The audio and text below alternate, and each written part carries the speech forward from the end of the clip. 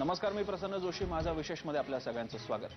आज महायुतीमध्ये म्हणजे शिवसेना भाजप आरपीआयच्या महायुतीमध्ये शेतकरी संघटना, स्वाभिमानी शेतकरी संघटनेचा नवा भेडू दाखल झाल्यामुळे आता महायुती बनलेली आहे विशाल युती.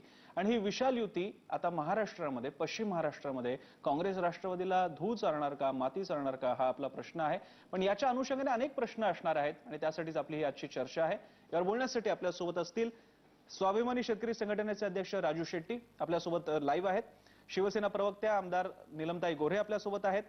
राष्ट्रवादी काँग्रेस प्रवक्ते अंकुश काकडे, त्याशिवाय आपचे पुण्यातले संयोजक सुभाष वारे, सकाळचे राजकीय संपादक प्रकाश अकोलकर आपल्या स्टुडिओमध्ये आहेत आणि थोड्याच वेळात कामगार मंत्री हसन मुश्रीफ आणि राष्ट्रवादीचे नेते हसन मुश्रीफ फोनद्वारे आपल्यासोबत असतील. सगळ्यांचं स्वागत. सगळ्यात आधी राजू शेट्टींकडे जाऊयात.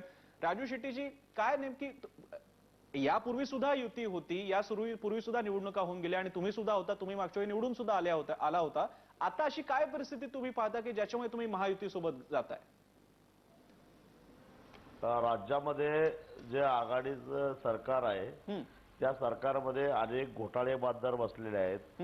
सिंचन घोटाळा असेल, सहकारी साखर कारखान्यांच्या खरेदी विक्रीचा घोटाळा असेल, महानंद दूध डेअरी बुडण्याच्या मार्गावर आहे, राज्य सहकारी बँकेवर प्रशासक आहे, अनेक जिल्हा मध्यवर्ती बँका बुडाल्यामुळे शेतकऱ्यांना कर्ज मिळत नाही.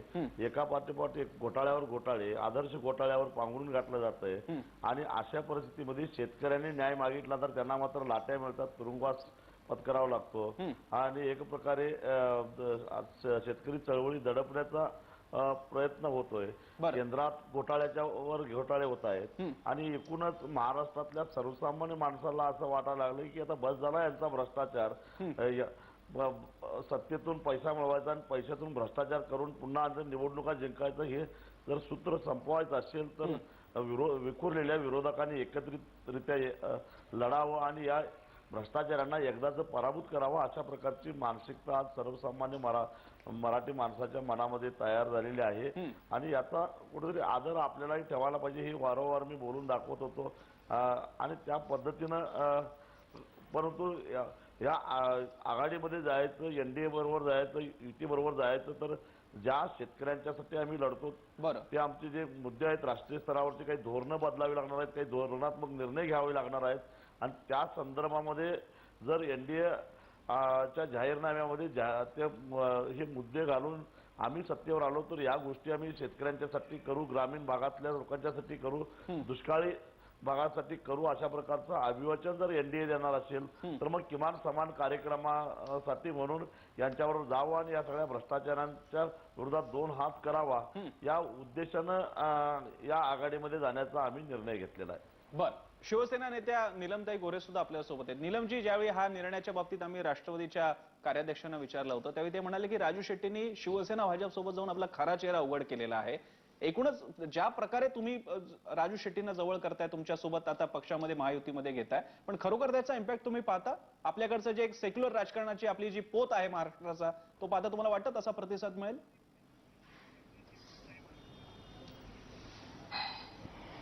सगळ्यात प्रथम मी राजू शेट्टी यांचं या महायुतीच्या मध्ये स्वागत करते. किंबहुना ते आता आमचा भागच झालेले आहे. पण मला इथे सांगायला पाहिजे की पश्चिम महाराष्ट्रामध्येच नव्हे तर संपूर्ण महाराष्ट्रामध्ये गेले जवळजवळ 2002 किंवा त्याच्याही आधीपासून 2000 सालापासून शेतकऱ्यांचा प्रश्न हा खदखदतो आहे. मग कांदा उत्पादक असतील, ऊस उत्पादक असतील, कापूस उत्पादक असतील, प्रत्येक ठिकाणी अगदी गोंदिया चंद्रपूर भागामध्ये धान उत्पादक, अनेक वर्षानुवर्ष शेतकरी स्वतःच्या मागण्यावर लढतायत. शिवसेना भारतीय जनता पक्षाने वेळोवेळी या अनेक प्रश्नांच्या वरती, तुम्हाला आठवत असेल की कर्ज च्या प्रश्न आहे, देता का जाता, कर्जमुक्तीच्या विषयामध्ये फार मोठं आंदोलन शिवसेनेने छेडलं होतं. स्वतः उद्धवजी ठाकरे दिवाकर रावते यांच्या त्या दिंडीसाठी म्हणून स्वतः पायी चालत आले होते. आणि प्रत्येक भागामध्ये आणि पश्चिम महाराष्ट्रामध्ये राजू शेट्टी यांना तर आम्ही अनेक वर्ष ओळखतो, शेतकरी ओळखतात. पण तुम्ही बघाल की गेल्या काही वर्षामध्ये शेतकऱ्यांचं रक्त सांडण्याचं काम, त्यांच्यावर गोळीबार करण्याचं सातत्याने दुष्कृत्य हे काँग्रेस आणि राष्ट्रवादी काँग्रेसने केलेलं आहे. परंतु मी इथे सांगू इच्छिते की 95 पासून पुढच्या 4 वर्षाच्या 4.5 वर्षाच्या काळामध्ये सिंचनाचा प्रश्न असेल किंवा वेगवेगळ्या भागामध्ये पाणी वाटपाच्या वरून जे काही प्रश्न तयार झाले होते त्या आधाराने राज्याचं कशा पद्धतीने पाण्याचं नियोजन असलं पाहिजे याचं पुढाकार घेण्याचं काम कोणी केलं असेल तर शिवसेना भारतीय जनता पक्षाच्या सरकारने केलं होतं. या पार्श्वभूमीवर गेले 10 वर्ष 12 वर्ष हे सगळे प्रश्न प्रलंबित राहिलेले आहेत. शेतीमालाला भाव मिळाला पाहिजे ही जी मागणी आहे त्याच्यावरती राजू शेट्टी आणि त्यांचे सहकारी सगळे लढतायत. ती मागणी आम्हालाही योग्य वाटते आहे आणि आम्ही सातत्याने विधिमंडळाचं एकही अधिवेशन असं नसेल की आम्ही त्याच्यावर आवाज उठवला नाहीये. परंतु आता सर्वजण एकत्र येत आहेत आणि राजू शेट्टी यांच्यावरती जी राष्ट्रवादी काँग्रेसच्या कार्याध्यक्षांनी टीका केली की त्यांचा खरा चेहरा कळला. पण एक वाक्य माझं पूर्ण करू दे जरा, की बारामतीला जेव्हा राजू शेट्टी उपोषणाला बसले त्यावेळेला त्यांच्यावरती ते कुठल्या जातीचे आहेत, ते कुठल्या समाजाचे आहेत आणि हा समाज काय करतो या पद्धतीने जेव्हा राष्ट्रवादी काँग्रेसमधून जाहीर टीका होते त्याला राष्ट्रवादी काँग्रेसच, जसं नारायण सुर्वेंची कवितेत प्रश्न विचारलाय तूही इयत्ता कंची, तसं फुले शाहू आंबेडकरांचं नाव घेणाऱ्या या राष्ट्रवादी काँग्रेस आणि काँग्रेसचीच इयत्ता कुठली आहे प्रबोधनाच्या बद्दल हे विचारण्याची वेळ आलेली आहे. आणि शिवसेना प्रमुख बाळासाहेब ठाकरे यांनी कायम जातीच्या पलीकडे जाऊन सगळ्यांना एकत्र येण्याचं आवाहन केलंय. आणि तुम्ही जो सेक्युलरिझम शब्द वापरता तर मला असं वाटतं की मुस्लिम महिलांच्या संदर्भात ज्यांनी शहाबानो सारखं बिल आणून संपूर्णपणे एका समाजातल्या भगिनींचं त्यांना वाऱ्यावर सोडलं ते स्वतःला सेक्युलर म्हणूनच कसे घेतात असा माझा प्रश्नही याच्याबद्दलचा. आणि त्याच्यामुळे आम्हाला असं वाटतं की निश्चितपणे या सगळ्या एकत्र येण्यामुळे आम्ही हे 4 पक्ष महायुतीच्या बरोबर लोकांचा जनसंपर्क अजून त्यांचं प्रेम वाढणार आहे. आपण राष्ट्रवादीचे अंकुश काकडे आपल्यासोबत पुण्याहून आता जॉईन झालेले आहेत. काकडेजी, आम्हाला सांगा, पश्चिम महाराष्ट्रामध्ये तुम्ही खास करून कसं पाहताय, जिकडे शेतकरी संघटनेचा बऱ्यापैकी दबदबा आहे, त्यांच्या आंदोलनांना यश मिळतं, स्वतः राजू शेट्टी निवडून आले त्या परिसरातून, अशी शेतकरी संघटना महायुतीत येते?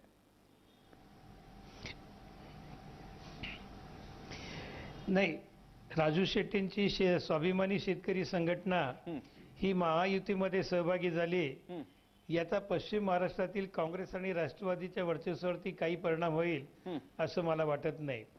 वास्तविक पाहता राजू शेट्टी हे शेतकऱ्यांचे आणि विशेषतः ऊस उत्पादक शेतकऱ्यांचे नेते म्हणून उदयाला आले.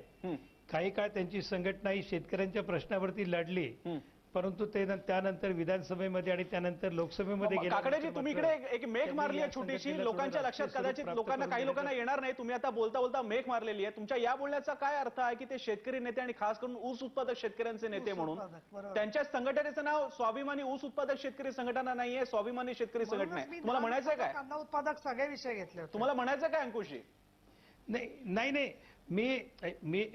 नाही, शेवटी ते त्यांची आंदोलनं जी आतापर्यंत झाली ती आपण पाहिली असतील की ऊसाला त्या ठिकाणी चांगला भाव मिळाला पाहिजे आणि त्याच्यासाठी त्यांनी महत्वाची आंदोलनं केली.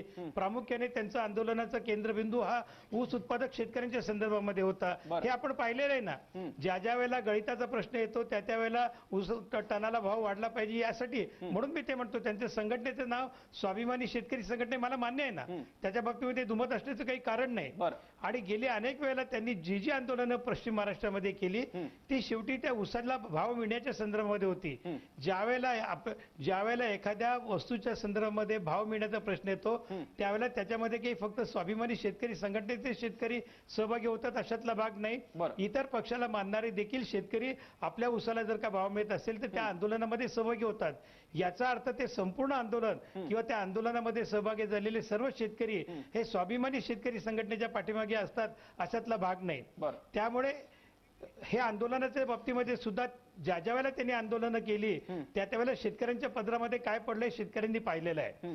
आणि पश्चिम महाराष्ट्रामध्ये ठीक आहे, गेल्या वेळेच्या निवडणुकीमध्ये ते त्या हातकणंगले इचलकरंजी परिसरामधून लोकसभेवरती निवडून गेले. त्याची काय कारणं होती त्या खोलामध्ये आता जाण्याची वेळ नाही. लोकांनी निवडून दिला, मी मान्य केलं. परंतु आता मला असं म्हणायचं की आता त्यांनी महायुतीमध्ये गेलेले आहेत.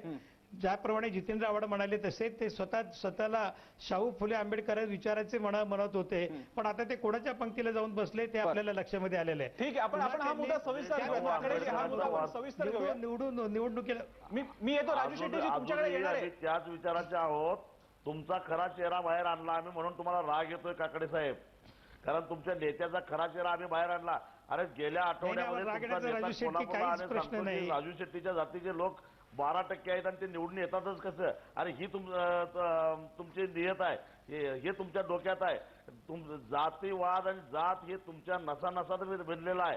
तुमच्या डोक्यात विणलेला आहे. तुम्ही दुसऱ्याला तुम्हीच खरे जातीवादी आहात आणि उभ्या महाराष्ट्राला तुम्ही विटीस धरलेला आहे आणि म्हणून तुमचा निपात करण्यासाठी आता आम्ही महाराष्ट्राच्या मंत्रिमंडळामध्ये जर पाहिलं तर आम्ही जर जातीवादी असतो तर महाराष्ट्राच्या मंत्रिमंडळामध्ये जातीचं समीकरण पाहिलं तर त्या ठिकाणी नाही राजू शेट्टीजी तुम्ही पण थांबा. काकडेजी आपण थांबा. मंत्रिमंडळामध्ये जर का आपण राष्ट्रवादीचे मंत्री आपण तो विषय सविस्तर घेऊयात. काकडेजी तुम्ही म्हणताय तेवढी पण ती एक बाजू नाही आणि राजू शेट्टीजी आपण सुद्धा निपात करूयात. या गोष्टीला फार हिंसक अर्थ आहे. आपण असा कृपया शब्द वापरू नये. काकडेजी तुम्ही सुद्धा जे म्हणताय त्या युक्तिवादाला सुद्धा अनेक पदर आहेत. आपण त्या सगळ्या विषयावरती मुळामध्ये शिवसेना भाजप युतीसोबत गेलं की लगेच प्रतिगामी पुरोगामी धर्मांध जातीयवादी हा मुद्दा आपण सविस्तर घेऊयात सगळ्यात नंतर. आणखी काही बाकीचे मुद्दे आहेत. आपवाल्यांना सुद्धा जाऊन आपल्याला विचारायचं की अहो राजू शेट्टी तुमच्याकडे येणार होते नेमकं झालं काय. वारे आहेत आपल्या छोट्याशा ब्रेक नंतर पाहत राहा एबीपी माझा.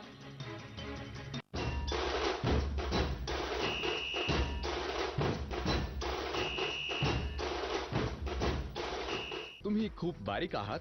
बारीक असाल तर शरीर सुदृढ व फिट बनवण्यासाठी आयुर्वेद न्यूट्रिगेन.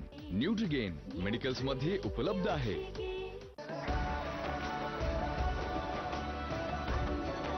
हम है देश के अन्नदाता की शक्ति. शक्ति पंप्स. टुल्लू बाबा कंटाळवाण्या आयुष्यात आनंदमय यात्रेचा काय उपाय हाय. भुजंगासन, वृक्षकटिकासन, विचित्रासन. सोपा उपाय नाही. उपाय आहे सुपरफास्ट कॉमेडी एक्सप्रेस. कॉमेडीच्या ओरिजिनल बादशहांचं धमाकेदार पुनरागमन शुक्रवार शनिवार रात्री 9 वाजता ETV मराठीवर. फक्त 3 दिवस बाकी. प्रत्येक क्षण प्रत्येक पाऊल तुला घेऊन चालेन मी. प्रत्येक वाईट गोष्टीपासून लपवेन तुला मी. सगळी संकट तुझ्यावर येण्याआधी झेलेन मी. जीवनाच्या प्रत्येक वळणावर तुम्ही तुमच्या बाळाचं प्रत्येक धोक्यापासून संरक्षण करता. मग याची सुरुवात गर्भात असल्यापासूनच का करू नये. फक्त एका HIV टेस्टसह. म्हणजे जर आई HIV पॉझिटिव्ह असेल तर वेळीच सल्ला व औषधोपचार करून ती आपल्या बाळाला HIV पासून वाचवू शकेल. तर तुम्ही करा ममतेची सुरुवात फक्त एका HIV टेस्ट सोबत. एक पाऊल जीवनाकडे. OLX पे कुछ भी बेचना काफी सिंपल है. पोस्ट एड बटन पे क्लिक कीजिए. सामान की 3-4 फोटो और डिटेल डिस्क्रिप्शन डालिए. प्राइसेस रियलिस्टिक रखिए जिससे बायर ज्यादा मिले और एड पोस्ट कर दीजिए. इतने रिस्पॉन्सेज आए जो कि हम एक्सपेक्ट ही नहीं कर रहे थे. OLX यहाँ सब कुछ बिकता है. मळमळतनी जळजळतनी ढवळतनी कळमळतनी बिभळतनी तळमळतनी छळतय मला पोट. अरे घे ना धावती योग. क्विक हील खरीदो गाड़ी जीतो कॉन्टेस्ट. सुरक्षित करो अपने PC, लैपटॉप, टैबलेट और स्मार्टफोन को क्विक हील एंटीवायरस से और पाइए आकर्षक इनाम और रेनो डस्टर जीतने का मौका. शुद्धतेचे नाव कृष्णा दूध. मातृत्वाचं चांदणं कृष्णा दूध. सुदृढ आरोग्याचा मंत्र कृष्णा दूध. राजाराम बापू दूध संघाच्या असंख्य दूध उत्पादकांना व ग्राहकांना नववर्षाच्या हार्दिक शुभेच्छा. रेनो में हमने उस बेरोक बेटोक बढ़ते हुए इंडिया को देखा है और उसके लिए एक कार बनाई है. बड़ी, बेहद आकर्षक और दमदार रेनो डस्टर. बेरोक बेटोक इंडियन के लिए.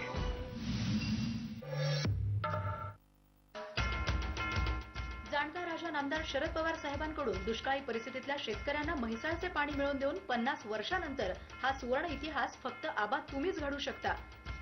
सोलापूर जिल्ह्याचे पाणीदार नेतृत्व आमदार दीपकाबा साळुंखे पाटील यांना वाढदिवसाच्या हार्दिक शुभेच्छा. शुभेच्छुक पोपट पवार युवक नेते सांगोला.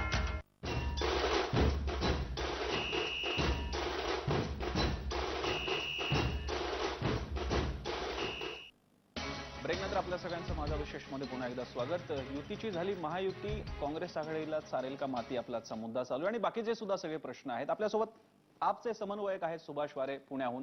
वारेजी आम्हाला सांगा, काय तुमच्यामध्ये बोलणं चाललं होतं? आप आणि स्वाभिमानी एकत्र येतील वगैरे अनेक मुद्दे होते. काय नेमकं झालं, कुठे फिसकटला? स्वाभिमानीचं म्हणणं आहे की पुरेसा चांगला प्रतिसाद नाही मिळाला. नाही, असं आहे की 1 वर्षापूर्वी स्थापन झालेला जो आम आदमी पक्ष आहे, या पक्षाची शेतकऱ्यांच्या हिताबद्दल एक अतिशय ठोस आणि स्पष्ट भूमिका असल्यामुळे ही भूमिका जशी दूध उत्पादक, ऊस उत्पादक शेतकऱ्यांच्या भाववाढीचा प्रश्न आहे, तसा मराठवाडा विदर्भातल्या कोरडवाहू शेतकऱ्यांचा जो मुख्य प्रश्न उत्पादन वाढीचा आहे, दर हेक्टर उत्पादन वाढीचा, आणि त्याचा एक अत्यंत वेगळ्या पातळीवरती विचार केला पाहिजे अशी, त्याच्या तपशिलात मी जाणार नाही, माझ्याकडे आमचं व्हिजन डॉक्युमेंट आहे, की या कोरडवाहू शेतकऱ्यांचेही अनेक प्रश्न आहेत, पण ऐका की ही भूमिका असल्यामुळे आणि शेतकऱ्यांच्या प्रश्नावरती स्वाभिमानी शेतकरी संघटना अतिशय ताकदीनं काम करत असल्यामुळे पक्ष स्थापन झाल्याबरोबर रोह्याला जेव्हा आम आदमी पक्षाचा पहिला शेतकरी आणि कामगार मेळावा झाला तेव्हा राजू शेट्टी साहेबांना आम्ही आदरपूर्वक बोलवलं होतं आणि ते आलेही होते. त्यांनी तिथं आमच्या बरोबर बोलले. त्यानंतर सांगलीला ऊस उत्पादक शेतकऱ्यांचा मेळावा झाला स्वाभिमानी शेतकरी संघटनेचा, त्याला त्यांनी जाणीवपूर्वक अरविंद केजरीवाल यांना बोलवलं होतं. अरविंद केजरीवाल तिथं आले होते. तर याचा एक अतिशय स्पष्ट संकेत आम आदमी पार्टीनं दिला होता. त्यानंतर महाराष्ट्राच्या समन्वयक अंजली दमानिया आमच्या आणि स्वाभिमानी शेतकरी संघटनेचे प्रदेश अध्यक्ष सदाभाऊ खोत यांच्यामध्येही अनेक वेळेला बोलणं झालं होतं. आणि आम्ही विनंती करत होतो की आपण एकत्र राहू शकतो, जाऊ शकतो, परंतु एकाच वेळेला भारतीय जनता पक्ष शिवसेना युतीबरोबरही आम्ही चर्चा सुरू आहे आणि आम आदमी पक्षामध्ये जाण्याचा मार्ग मोकळा आहे अशा पद्धतीचा विधानं आली. आणि मग भारतीय जनता पक्ष आणि शिवसेनेच्या राजकारणाबद्दल आम आदमी पक्षाचे एक ठाम मत आहे की हे धर्म आणि जातीच्या प्रश्नावरचं अस्मितेचं राजकारण करणारे दोन पक्ष, द्वेष आणि हिंसेच्या राजकारणाचा आधार घेणारे पक्ष, अशा वेळेला एक वारंवार हे होत गेलं की आमची तीही चर्चा चालू आहे आणि हाही मार्ग उघडा आहे. याच्यामुळे थोडी गडबड झाली असं दिसतंय, कारण हे किती दिवस चालणार आणि आज आपण राजू शेट्टींना हा अचानक निर्णय आला, हा दुर्दैवी आहे. बरं, आपण वाऱ्यांचा मुद्दा विचारत सुभाष. राजू शेट्टीजी, तुम्ही तुमच्या प्रतिक्रियेमध्ये म्हणालात की आम आदमी पार्टीकडून पुरेसा चांगला प्रतिसाद नाही मिळाला. नेमका काय प्रतिसाद अपेक्षित होता? जास्त जागा हव्या होत्या किंवा आणखी काय, नेमकी काय इच्छा होती? नाही, जागा वाटपापर्यंत हा प्रश्न गेलाच नाही. बरं, मी अरविंदजींनाही बोललो होतो की शेतकऱ्यांच्या प्रश्नाच्या संदर्भामध्ये गेली 20 वर्ष आम्ही लढतोय. काही मुद्दे राष्ट्रीय स्तरावर काही ठोस भूमिका घ्यायची आवश्यकता आहे. त्यासाठी आपल्याला एकदा बसून एक कार्यक्रम पत्रिका तयार करावी लागेल. ते त्या पद्धतीनं सकारात्मक होकारही दिलेला होता. परंतु त्या संदर्भामध्ये 1-2 ठिकाणी आमच्या काही कार्यकर्त्यांनी, माझ्या सहकार्यांनी वक्तव्य केल्यानंतर आम आदमीच्या प्रदेशाध्यक्ष दमानिया, त्याच्यानंतर आपले विजय पांढरे यांनी अचानकच असं जाहीर करून टाकलं की आम्ही कुणावर आघाडी बिघाडी काही करणार नाही, ज्यांना यायचं असेल त्यांनी आम आदमी पार्टीमध्ये सरळ विलीन व्हावं आणि आमच्या पक्षाचा एक भाग म्हणून. आता आम्ही 20-20 वर्ष चळवळ करत आमची हयात गेली. आम्ही कुठल्या पक्षात गेलो नाही आणि पुढेही जाणार नाही, कारण आम्ही काही एका विशिष्ट मुद्द्यासाठी लढतो. आणि ते कुठल्या पक्षात गेलं की आम्हालाच मर्यादा पडतात, कारण आम्हाला स्वतंत्रपणानं काही भूमिका घेता येत नाही. म्हणून आम्ही एकाकीपणानं लढतोय. आणि अशा परिस्थितीमध्ये 1-2 चळवळीमध्ये काम करणारी मंडळी जर आम्हालाच पक्षात विलीन व्हा म्हणा लागले तर बरोबर आहे, स्वाभाविक अवघड परिस्थिती. आपण हा फक्त एक मुद्दा घेऊन, मुश्रीफांचा फोन आलेला पण त्याच्यापूर्वी मुद्दा राहून जाऊ नये. वारेजी, हा काय प्रकार आहे? तुम्ही महाराष्ट्रात अजून काही सुरुवात झालेली नाहीये आणि तुम्ही स्वाभिमानीला आव्हान देताय की तुम्ही आमच्यात सामील व्हा, विलीन व्हा, अशी तुमची अपेक्षा? म्हणजे आपचं राजकारण असं असणार आहे? नाही. ऐका, असा प्रस्ताव अजिबात आम आदमी पार्टीकडून दिला गेलेला नाही. हे राष्ट्रीय पातळीवरती कोणाबरोबर आघाडी करायची नाही हा निर्णय आहे. परंतु महाराष्ट्रामध्ये 1 वर्षापासून आम्ही खासदार राजू शेट्टींच्या संपर्कात आहोत आणि त्यांनी आमच्यात सामील व्हावं असा प्रस्ताव चुकूनही आम आदमी पार्टीकडून दिला गेलेला नाहीये. परंतु हे जेव्हा भारतीय जनता पक्षाबरोबर आणि शिवसेनेबरोबरच्या युतीची चर्चा कायम त्यांनी ठेवली तेव्हा आमच्याही राजकारणाचा प्रश्न होता आणि त्यामुळे आम्ही सगळ्या जागा लढणार आहोत, म्हणजे त्यांच्या बरोबर राहूनच लढणार होतो. आता याच्यातला दुसरा एक प्रश्न, अगदी 2 दिवसापूर्वी मी दिल्लीत होतो, त्या दिवशी अरविंद केजरीवाल मला म्हणाले की अरे त्यांच्याशी बोलायचंय आणि महाराष्ट्रात असं सांगितलं गेलं की मी दिल्लीत अरविंद केजरीवालांशीच बोलेल. कारण म्हणजे शेट्टी साहेबांनी, मी खरं वाट बघत होतो, ही भेट घडून आणता आली असती, ही चर्चा पुढे गेली असती. हा प्रस्ताव नव्हता दिला. भारतीय जनता पक्ष आणि शिवसेनेबरोबर त्यांच्या चर्चा पुढे जात होत्या आणि ज्याच्याबरोबर आम्ही अजिबात सहमत होऊ शकत नव्हतो हाच भाग आहे. आम्ही आमच्यात विलीन व्हावा असा प्रस्ताव बिलकुल दिलेला नव्हता. ठीक आहे, आपल्यासोबत हसन मुश्रीफ आहेत, त्यांच्याकडे वेगळे मुद्दे घेऊन जायचंय. मुश्रीफजी, आम्हाला सांगा, आपला पश्चिम महाराष्ट्र, खास करून कोल्हापूरचा पट्टा असेल, दक्षिण महाराष्ट्राचा भाग असेल, आता स्वाभिमानी एकट्याच्या बळावरती मुळात त्यांनी राष्ट्रवादीच्या नाकी 9 आणले होते, आता ती महायुती सोबत चालली आहे, तर तुम्ही कसं पाहताय? काही आणले नव्हते, ते फक्त एकटे निवडून आले होते आणि त्यानंतर झालेल्या विधानसभेच्या निवडणुकीमध्ये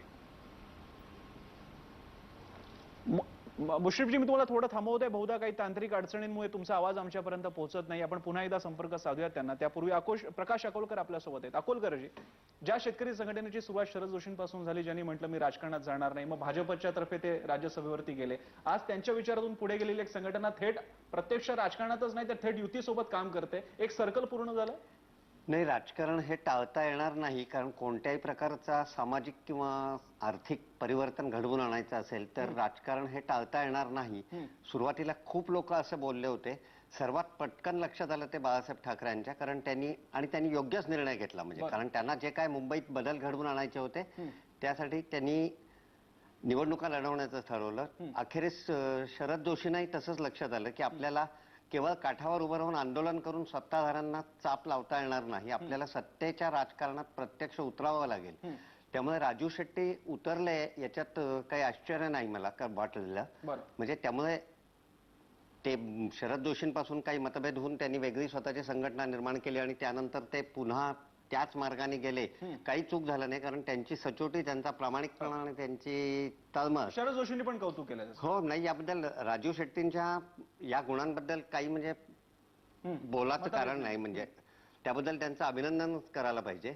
मला फक्त एवढंच वाटतं की नवीन मुद्दा मी सांगतो की जेव्हा देवेंद्र फडणवीस यांच्या हाती भाजपची सूत्र आली तेव्हा त्यांना लक्षात आलं होतं की काही करून आपल्याला राज ठाकरे यांच्या महाराष्ट्र नवनिर्माण सेनेला बरोबर घ्यायचं आहे आणि ते काही अपरिहार्य कारणांमुळे, म्हणजे अगदी ऑब्व्हियस रिझन ज्याला म्हणतात, त्यामुळे ते शक्य होईल असं दिसत नाही. म्हणून त्यांनी एक नवीन कल्पना मांडली होती, ती म्हणजे महाराष्ट्रात एनडीए स्थापन करणे. म्हणजे एनडीएत जसे दिल्लीला अनेक घटक पक्ष होते तसे महाराष्ट्रात ही शिवसेना, मलोआ त्याला नाव ठेवण्यात आलं होतं, महाराष्ट्र लोकशाही आघाडी. महाराष्ट्र लोकशाही आघाडी असं नाव ठेवण्यात आलं होतं. खरे प्रयत्न त्यांचे त्याच्यात राज ठाकरे यावा म्हणून चालू होते.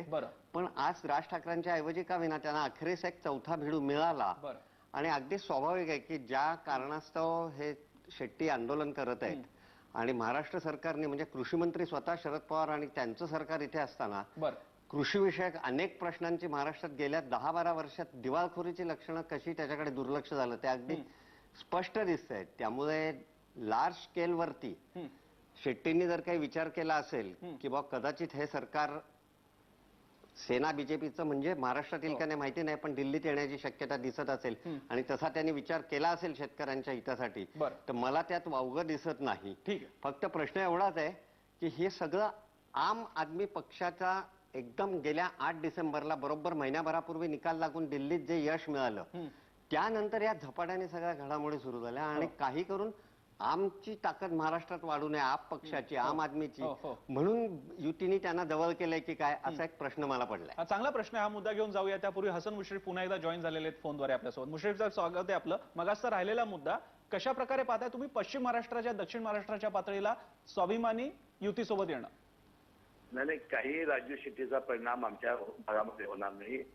स्वतः निवडून आले गेल्या वेळेला, परंतु त्या स्वतःच्या शिरोळ तालुक्यामध्ये सुद्धा त्यांना आमदार निवडून आणता आला नाही. एकही स्वाभिमानाचा त्यांना आमदार निवडून आणता आला नाही. त्यावेळेला ते स्वतः निवडून येतील की माझ्या मनामध्ये शंका आहे. त्याने स्वतःची जागा तेवढी निवडून दाखवावी. त्याचं कारण असं की फक्त बड्या बागायतांचं ते प्रतिनिधित्व करतायत. त्यांनी कामगारांचं कधीही तिकडे लक्ष दिलेलं नाही. त्यांच्या मतदारसंघाचे अनेक लोक गरिबांचं ऑपरेशनसाठी जात आहेत, ते त्यांना हाकलून काढतायत. 10,000 लोकांची त्यांच्या मतदारसंघामध्ये मी ऑपरेशन मोफत केलेले आहेत. त्यांचा मेळावा घेतोय त्याच्या शिरोळ गावामध्ये, त्यांच्या गावामध्ये. त्यांनी कुणालाही कधी आजपर्यंत केलं नाही. त्यांनी खासदार फंड कुठं वापरण्याचे लोकांना माहिती नाही. त्यामुळे स्वतः त्यांनी निवडून येऊन दाखवावं एवढं त्यांना मी आव्हान आहे. ते त्या शेतकरी संघटनेचे तोंड सांभाळून बोला. मला नाव सांगा मी हाकलून काढलेल्या माणसाचं. उगाच बेजबाबदारपणानं बोलू नका. मी ज्या माणसाला माझ्याकडून हाकलून लावलं मदत मागायला त्याचं नाव सांगा. हा, असं नाही बोलायचं. नाव सांगा, नाव. ते स्वतः निवडून येणार नाही. नाही मुश्रीफ साहेब, मुश्रीफजी राजू शेट्टी तुम्हाला विचारतात, तुम्ही नाव घ्या असं म्हणताय तुम्हाला. मी सांगितलं त्याला नाव घ्या त्या माणसाचं की ज्या माणसाला मी हाकलून काढलेलं आहे की माझ्याकडे यायचं नाही म्हणून. पंतप्रधान कारण तुम्ही श्रावण बाळ आहात ना, सांगा नाव. ज्या माणसाला नाही, आता 10,000 बाजूला राहून दे, मी ज्याला हाकलून काढलं की माझ्याकडे मदत मागायला आलेली होती त्या माणसाचं नाव सांगा. मुश्रीफजी, तुम्ही जर का कोणावरती आरोप करताय तर स्पष्टपणे करा. राजू शेट्टींच्या बाबतीत तुमचं नेमकं काय म्हणणं आहे? कुणाला त्यांनी हाकलून काढलं होतं किंवा चुकीचं वर्तन केलं होतं? त्या माणसाचं नाव सांगा. ते त्यांच्या मतदारसंघात आता मतदारसंघ एक कामगार. मी काय सांगितलं, मी नेमका प्रश्न विचारलेला आहे की माझ्याकडे मदत मागायला आलेल्या माणसाला हाकलून काढलं, त्या माणसाचं नाव मी मुश्रीफजी तुम्हाला थांबवतोय कारण मुश्रीफांचा आवाजच पोहोचत नाही आपल्यापर्यंत. नाही मुश्रीफांचा डाव आहे त्याच्यामध्ये. मुश्रीफांचा एक त्याच्यामध्ये डाव आहे. काय डाव? मला असं वाटतं की मुश्रीफांनी खूप मोठं आव्हान दिलं राजू शेट्टीला. मला तर विचारायचं नाही मला डाव याच्यामध्ये त्यांचं नेहमीच आहे. मला नाही डाव असं नाही अंकुश मी सांगते डाव असा आहे की संपूर्ण आज प्रश्न काय आहे काय परिणाम होईल. तुम्ही आव्हान देताय ना त्याने तुम्ही आव्हान देताय एक जागा निवडून येईल की नाही. मी तुम्हाला विचारते प्रश्न की तुम्ही गॅरंटी देता का की राष्ट्रवादी काँग्रेस 10च्या वरती तरी पोहोचेल महाराष्ट्रामध्ये. तुम्ही कशाला त्यांना आव्हान देता. एक मिनिट निलमजी तुम्हाला थांबवतोय. आपण एकटं राजू शेट्टीला कॉर्नर करू नका तुम्ही. मी पण तुम्हाला नाव विचारते की तुमच्यावरती शाही टाकली त्या माणसाचं नाव काय हे तुम्ही सांगा आणि सांगा दुधाचा अभिषेक केला ते बरोबर. ठीक आहे आपण तो विषय बाजूला ठेवूया. तुम्ही राजकीय चर्चावरती करा वैयक्तिक करू नका टार्गेट. तो जगजाहीर आहे. एक मिनिट जगजाहीर आहे ते कोणाचं शाही टाकलेलं नाव जगजाहीर आहे. एक मिनिट मुश्रीफजी तुम्ही मुळात मुश्रीफजी मी फक्त तुमच्याशी बोलतोय आता. बाकीच्यांनी कृपया थांबा. मुश्रीफजी राजू शेट्टी तुम्हाला विचारताय जो तुम्ही आरोप त्यांच्यावरती करताय कुठल्या कार्यकर्त्याला किंवा कुणाला तरी हाकलून लावलं मदत मागितली असताना हे कुणाचं नाव घेताय तुम्ही. कुणाचं हे नाव कुणाचं घेताय असं ते विचारतायत. मी त्याची मेळाव्यात त्याच्या गावात जाऊन. ठीक आहे मेळाव्याचं नाही. मी ज्याला हाकलून काढलं माझ्याकडे जो मदत मागायला आला होता त्याचं नाव सांगा. मी सांगतोय तुमच्या मतदारसंघामध्ये 10,000 लोकांचं मोफत मी ऑपरेशन केलं असं. ठीक आहे मुश्रीफजी तुम्ही नाव घेत नाहीये आपल्याला त्या विषयावरती पुरता ठेवता येणार नाही. राजू शेट्टीजी तुम्ही पण थांबा. मुश्रीफजी तुम्हाला थांबवतोय कारण तुम्ही नाव घेत नाही आणि केवळ आपल्याला वैयक्तिक चिखलफेकीचा हा विषय नाही आणि वैयक्तिक चिखलफेकीचा विषय नाही. आपण पुढच्या मुद्द्यावरती जाऊयात. पुन्हा एकदा मूळ मुद्द्यावरती आपण येऊयात. प्रकाश अकोलकरजी यामधला एक महत्वाचा मुद्दा असा आहे की शिवसेना किंवा भाजप ज्यांच्याकडे त्या अर्थानं शेतकरी चेहरा नव्हता असा हा चेहरा आणल्याचा केवढा बेनिफिट त्यांना मिळू शकतो. पश्चिम महाराष्ट्र वगैरे सोडून द्या महाराष्ट्राच्या समोर प्रोजेक्ट करताना नाही मिळू शकतो. याचं कारण असं की